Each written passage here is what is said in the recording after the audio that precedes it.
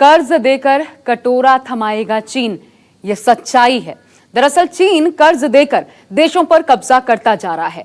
1960 के दशक से चीन छोटे छोटे देशों को कर्ज देकर मदद के नाम पर उनकी जमीन और संसाधन हथियाता गया। पूरी दुनिया में चीन सबसे ज्यादा कर्ज देने वाला मुल्क बन चुका है। पाकिस्तान को चीन ने इतना कर्ज दिया कि पूरा पाकिस्तान अब आप सभी जानते हैं चीन की गुलामी के अलावा कुछ कर ही नहीं सकता। बाकी अन्य देशों के साथ भी ये समीकरण कैसे खेला चीन ने, देखिए।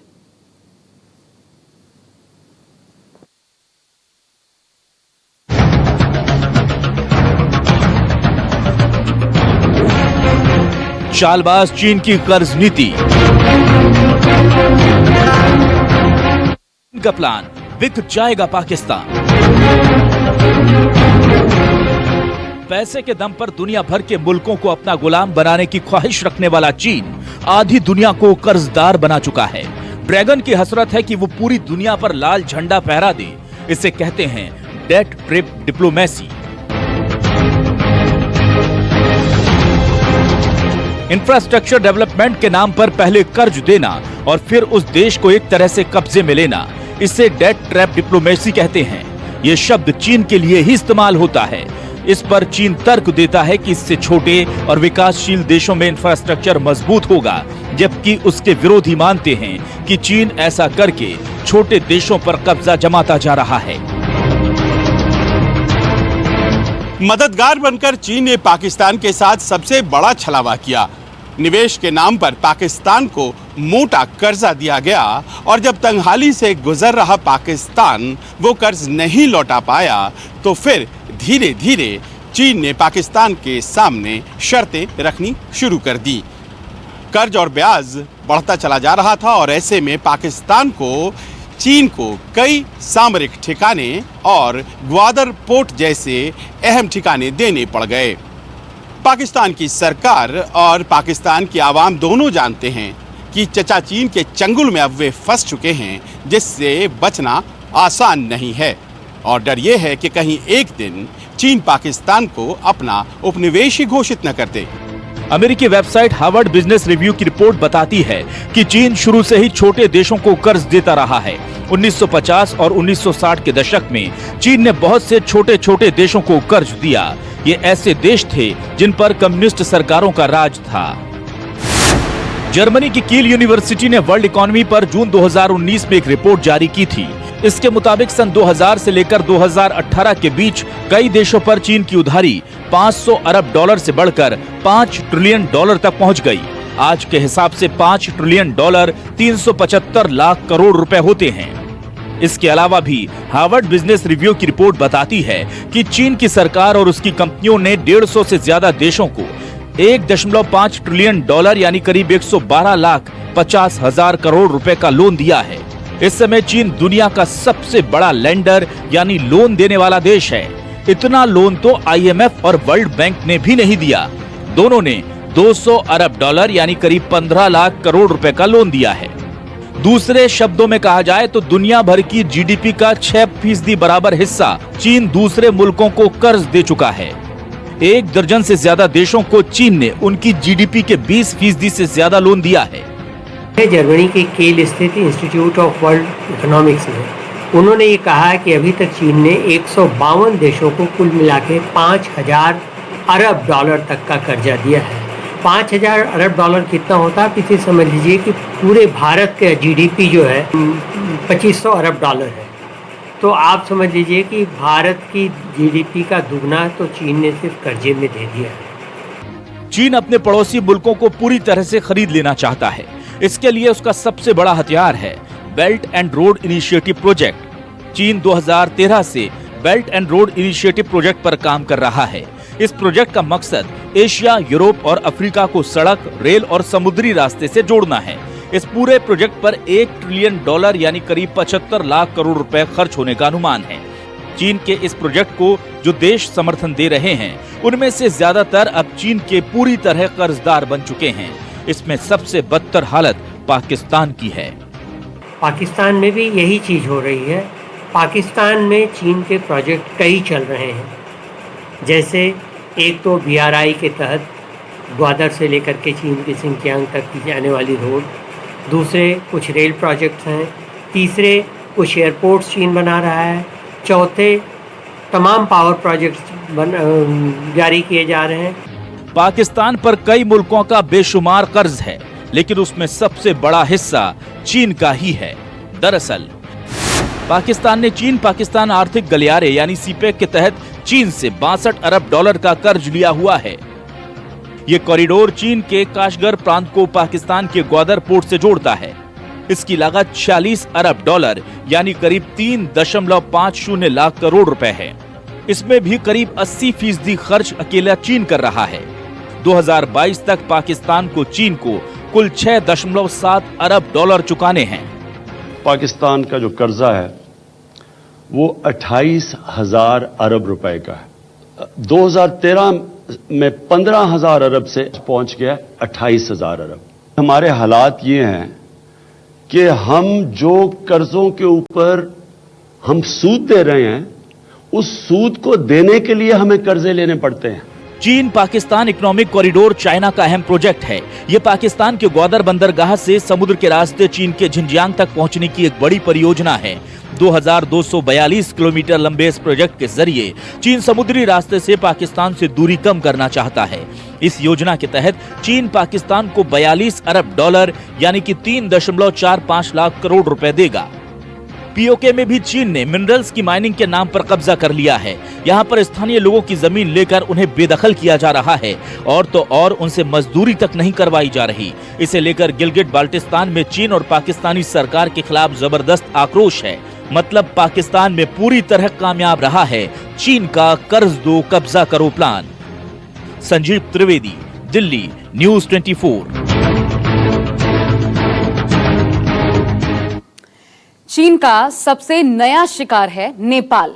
नेपाल को चीन ने मदद के नाम पर पूरी तरह से गुलाम बना लिया है। पहले नेपाल के संसाधनों पर कब्जा किया और अब वहां के तमाम सामरिक ठिकानों पर चीनी झंडा फहरा रहा है। और तो और चीन ने हिमालय पर भी 5G टावर तक लगा दिया है।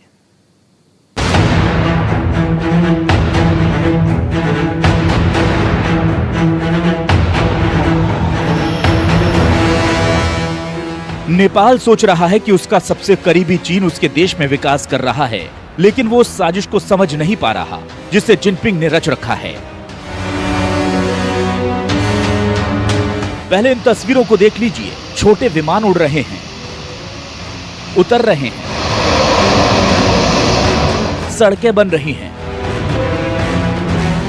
मजबूत इमारतों का निर्माण हो रहा है, जेसीबी मशीनें लगी हुई हैं, चारों तरफ कंस्ट्रक्शन का काम चल रहा है।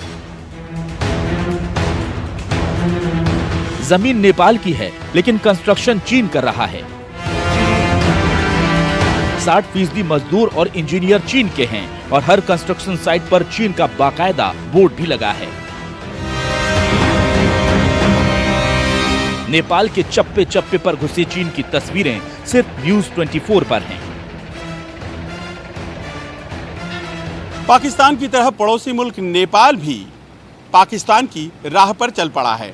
खासतौर पर जब से नेपाल में ओली सरकार आई है, तब से वहां चीन की पकड़ और भी ज़्यादा बढ़ती चली जा रही है। नेपाल में कई बड़े इंफ्रास्ट्रक्चर और सामरिक प्रोजेक्ट्स चीन की निगरानी में चल रहे हैं।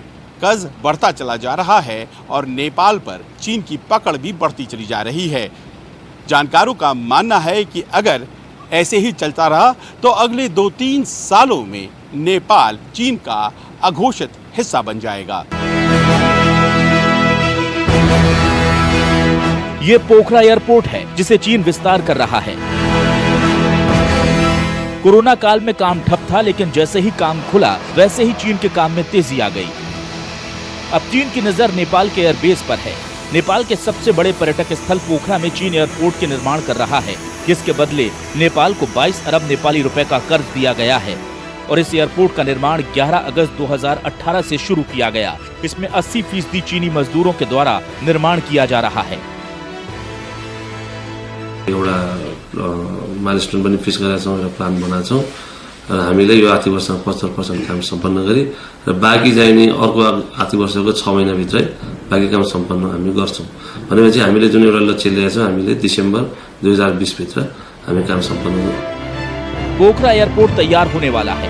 वहीं नेपाल के भेरवा में गौतम बुद्ध एयरपोर्ट भी चाइना ने बनाकर तैयार कर दिया है। और तो और चीन से लगी सीमा पर लुकला एयरपोर्ट का निर्माण भी चीन ने ही किया है, जो पूरी तरह से ऑपरेशनल है।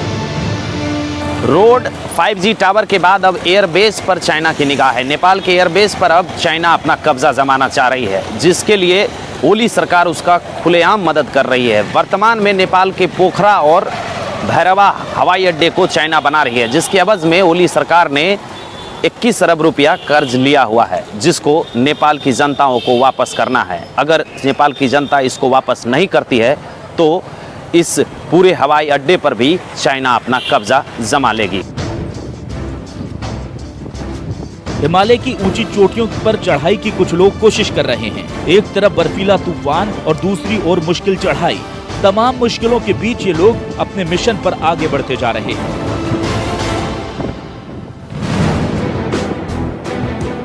बिल्कुल किसी फौजी की तरह। दरअसल ये सभी इंजीनियर और टेक्नीशियन हैं, जिन्हें जिम्मेदारी सौंपी गई है हिमालय की सबसे ऊंची चोटी माउंट एवरेस्ट पर 5G टावर लगाने की। और चाइनीज इंजीनियरों ने हिमालय पर खड़ा कर दिया 5G टावर। चाइना इस हिमालय पर अपनी टावर बनाकर नेपाल, बांग्लादेश, पाकिस्तान और भारत पर अपनी निगाह टिका रहा है और इसकी मदद नेपाल की कम्युनिस्ट ओली कर रही है।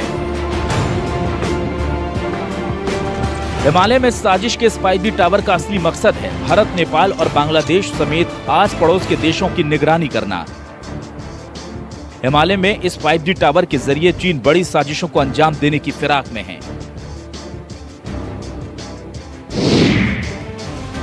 चीन ने माउंट एवरेस्ट पर 5,300 मीटर, 5,800 मीटर और 6,500 मीटर की ऊंचाई पर 5G इंटरनेट नेटवर्क स्थापित किए हैं। हिमालय पर 5G टावर लगाने का काम चाइना मोबाइल और हुवेई कंपनी ने मिलकर किया है। हिमालय पर 5G नेटवर्क स्टेशन लगाने में चीन ने करोड़ों रुपए खर्च कर दिए हैं। नेपाल के सबसे बड़े पर्यटक स्थल माउंट एवरेस्ट पर भी अब चाइना का कब्जा। चाइना ने सगरमाथा अंचल के सबसे ऊंची चोटी माउंट एवरेस्ट पर भी अपना कब्जा जमा लिया है और पर्यटकों को अपनी चाइना की ओर से जाने का इशारा दे रहा है। पर्यटक स्थल को अपने कब्जे में लेने के बाद वहां के न्यूज एजेंसी ने भी अपने ट्विटर पर गूगल के मैप में माउंट एवरेस्ट को चाइना में दिखाया है। नेपाल के लोग भारत के साथ रिश्तों की दुहाई दे रहे हैं। चीन के धोखे से अपने मुल्क के हुक्मरानों को सतर्क करने की कोशिश में जुटे हैं, लेकिन नेपाल की कोली सरकार 0 सन्नाटे में है, कुछ भी बोलने से साफ साफ बच रही है। उधर नेपाल के लगभग आधी जमीन पर चीन की नजर है और धीरे धीरे पूरा नेपाल ही चीन का उपनिवेश बनता जा रहा है।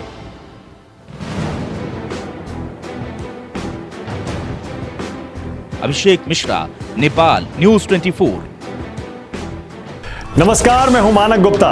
अगर आपको हमारा ये वीडियो पसंद आया हो तो इसे लाइक और शेयर जरूर करें और हाँ, हमें सब्सक्राइब और फॉलो करना ना भूलें ताकि आप देश और दुनिया की कोई खबर मिस ना करें। तो जुड़े रहिए हमारे साथ और देखते रहिए न्यूज़ 24।